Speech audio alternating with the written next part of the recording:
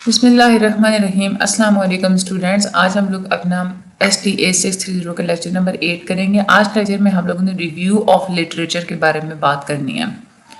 Review of literature का क्या मतलब होता है कि पहले से जो चीज़ें मौजूद होती हैं आप लोगों ने उसको देखना होता है, उनमें से आप लोगों ने इंफॉर्मेशन को इकट्ठा करना होता है। रिव्यू ऑफ लिटरेचर इस मफरूज़े की बुनियाद पर बनाया गया था कि नॉलेज हमेशा एक्यूमुलेट होता है। आप आज जो चीज़ लिख रहे हैं फ्यूचर में उससे रेलेवेंट कोई चीज़ लिखेगा, वो आपकी नॉलेज के अंदर वो चीज़ ऐड ऑन होती रहेगी। हमें दूसरों ने जो रिसर्च की होती है, दूसरों ने जो नॉलेज बिल्ड की होती है, हमें उससे सीखना भी चाहिए और उसको हमें इकट्ठा भी करना चाहिए।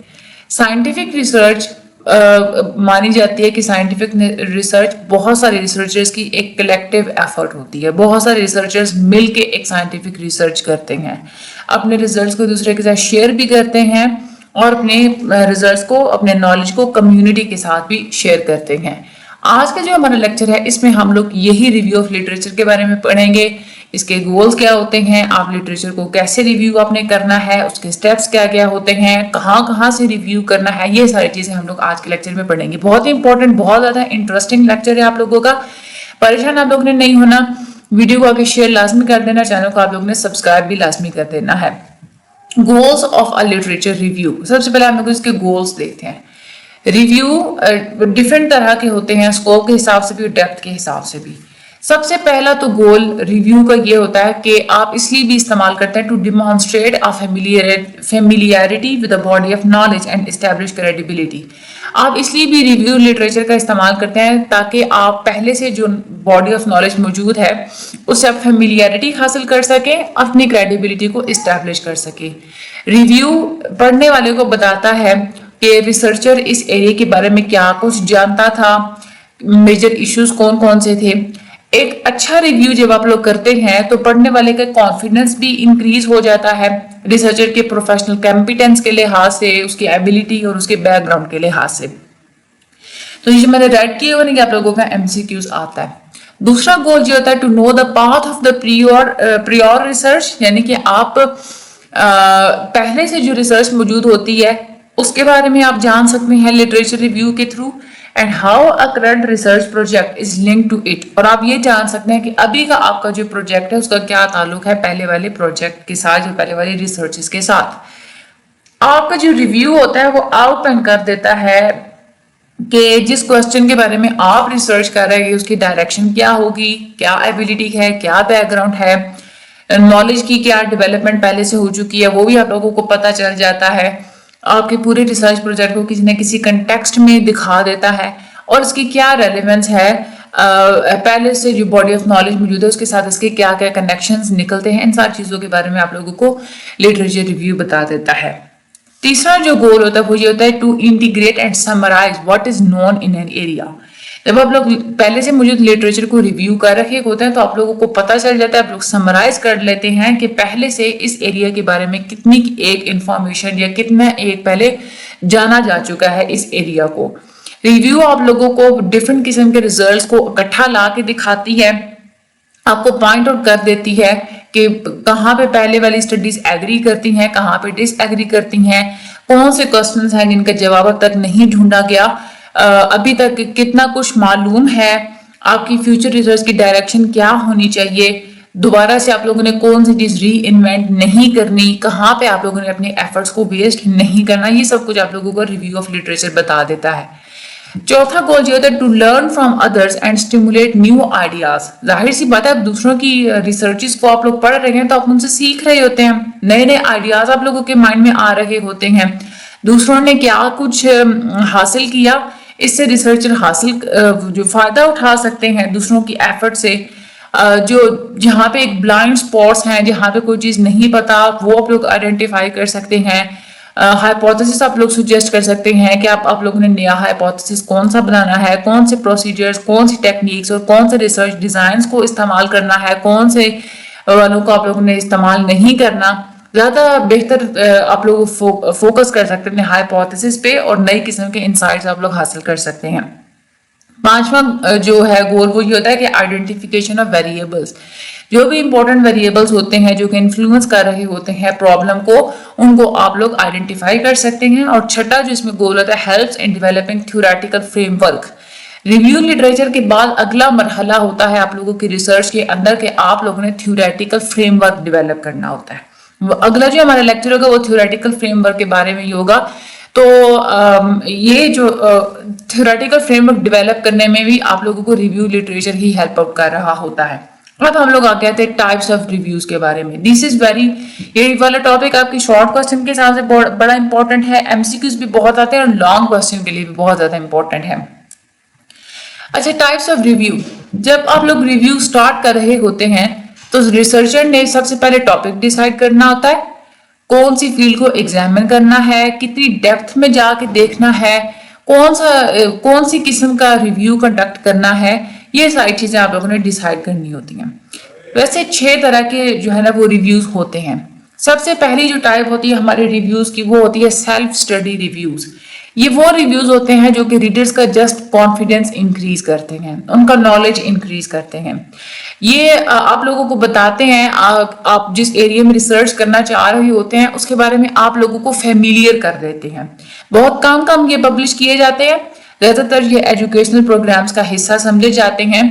ये पढ़ने वालों को एक कॉन्फिडेंस दे रहे होते हैं और इसका बेनिफिट ये होता है कि रिव्यूअर जो होता है, जो पढ़ने वाला होता है, उसके अंदर सेल्फ कॉन्फिडेंस बिल्ड हो जाता है। दूसरे तरह के जो review that is a context reviews.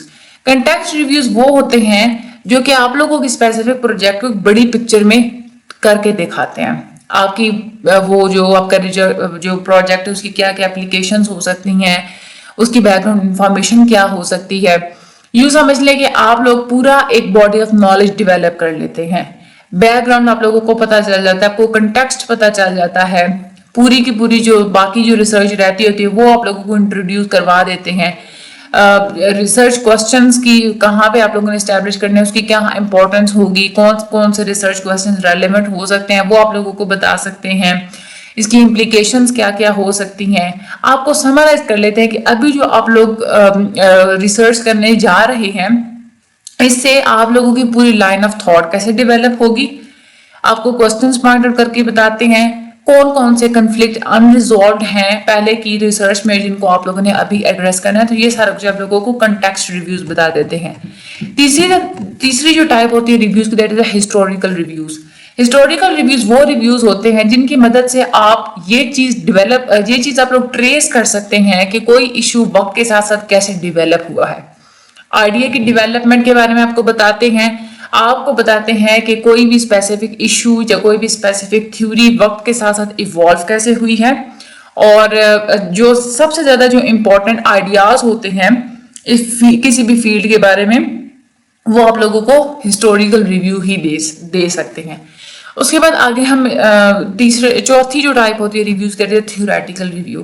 Theoretical review आप लोगों को डिफरेंट किस्म की थ्योरीज को कंपेयर करके दिखाते हैं जो कि सेम इशू को एड्रेस कर रही होती हैं। डिफरेंट जो पहले जो थ्योरीज मौजूद होती हैं जो कि एक ही चीज को एक्सप्लेन कर रही होती हैं वो आपको दिखाते हैं और इवेल्युएट करते हैं कि कौन सी फाइंडिंग सबसे ज्यादा अच्छी हैं, कौन वेल हैं। थ्योरीज को कंपेयर करना, उनकी कौन सी ज्यादा अच्छी है, किसकी एजम्पशन ज्यादा अच्छी है, किसके अंदर लॉजिकल कंसिस्टेंसी मौजूद है, किसके अंदर स्कोप ज्यादा है, ये सारी चीजें आप लोगों को एक्सप्लेन कर रही होती हैं। दो थ्योरीज को इंटीग्रेट भी करके दिखाती है या इसकी मदद से आप लोग थ्योरी को मजीद नए इश्यूज के ऊपर एक्सटेंड भी कर सकते हैं। कभी कभार थ्योरेटिकल और हिस्टोरिकल रिव्यू का ही एक हाइब्रिड भी बना लिया जाता है। हिस्टोरिकल थ्योरेटिकल रिव्यू हम लोग उसको बोलते हैं। पांचवी जो टाइप है that is integrative review. Integrative review आपको समराइज करती है कि अभी मौजूदा दौर में क्या कुछ पता है, क्या कुछ जानते हैं आप। इसमें जो आपकी नॉलेज का जो करंट स्टेट होता है किसी भी टॉपिक से रिलेटेड वो आपको प्रेजेंट करती है और डिफरेंट किस्म के रिसर्च रिपोर्ट्स आप लोग इसमें देखते हैं। उसके बाद छठा जो रिव्यू आ जाता है that is a methodological review. इसमें ये रिव्यू आप लोगों को ये बताते हैं कि स्टडी से कैसे डिफरेंट किस्म के मेथड्स हम लोग यूज करते हैं, मेथोडोलॉजी कैसे वेरी करती है स्टडी के साथ साथ। इसमें आप लोग पास्ट स्टडीज में जो मेथोडोलॉजिकल स्ट्रेंथ होती है, कौन से मेथड ठीक थे, कौन से मेथड ठीक नहीं थे, उनका आप लोगों को पता चल जाता है। जो रिजल्ट्स कन्फ्लिक्टिंग होते हैं, गलत होते हैं, उनके बारे में आप लोगों को पता चल जाता है। डिफरेंट रिसर्च डिजाइन के बारे में पता चल जाता है, सैंपल्स, मेजर्स, इन सारी चीजों का आप लोगों को पता चल जाता है।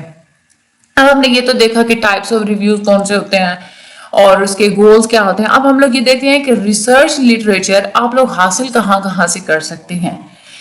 एक तो आप लोग कंप्यूटर से हासिल कर सकते हैं रिसर्च लिटरेचर, ऑनलाइन सिस्टम से गूगल करें, आप लोग पिंटरेस्ट पे देखें, कोरा, कुछ भी आप लोग करके आप कंप्यूटर से कर सकते हैं। दूसरा जो एक तरीका होता है वो होता है स्कॉलरली जर्नल्स। स्कॉलर्स अपने जर्नल्स लिखते हैं, उसमें पूरी वो रिसर्चेस लिखते हैं अपनी, इनसे भी आप लोग रिसर्च लिटरेचर हासिल कर सकते हैं। बुक्स जो होती हैं उनके अंदर ओरिजिनल रिसर्च की रिपोर्ट्स होती हैं, वो आप लोग पढ़ सकते हैं, या रिसर्च आर्टिकल्स की कलेक्शंस मौजूद होती हैं, वो आप लोग पढ़ सकते हैं। उसके बाद आ जाती हैं डिसर्टेशंस। इंटरनेशनल लेवल पे मुख्तलिफ किस्म के एब्स्ट्रैक्ट्स की पूरी लिस्ट होती हैं। एब्स्ट्रैक्ट्स होते हैं, छोटी सी समरी होती है किसी भी प्रॉब्लम के बारे में, पूरे उसके मेथड के बारे में, ठीक है। डिसर्टेशंस का आप लोग इस्तेमाल कर सकते हैं, गवर्नमेंट डॉक्यूमेंट्स का आप इस्तेमाल कर सकते हैं। उसके बाद पॉलिसी की रिपोर्ट्स और प्रेजेंटेड पेपर्स होते हैं, उनको भी आप लोग देख सकते हैं, और बिब्लियोग्राफिक इंडेक्सेस को भी आप लोग देख सकते हैं। इन सारी चीज़ों से आप लोग रिसर्च लिटरेचर हासिल कर सकते हैं। तो ये नेम्स आप लोगों को पता होने चाहिए। ये हमारा आज का था लेक्चर। इंशाल्लाह अगले लेक्चर में हम लोग मजीद जो है ना वो देखेंगे कि step by step literature review को कंडक्ट कैसे किया जाता है। पूरा तरीका आप लोगों को बताया जाएगा कि आप लोगों ने रिसर्च लिटरेचर करना कैसे होता है और कैसे आप लोगों ने उसको लिखना होता है। उसके बाद अगला हमारा स्टेप होता है रिसर्च लिटरेचर के बाद थ्योरेटिकल फ्रेमवर्क, वो हम लोग लेक्चर नंबर 10 में पढ़ेंगे। आज के लिए इतना ही काफी है। चैनल को सब्सक्राइब करना मत भूलिएगा। वीडियो को आगे हर स्टडी ग्रुप में शेयर लाजमी कर दीजिएगा। मुझे भी दुआ में याद रखिएगा। अल्लाह ताला आप सब लोगों की मदद फरमाए। Thank you so much and Allah.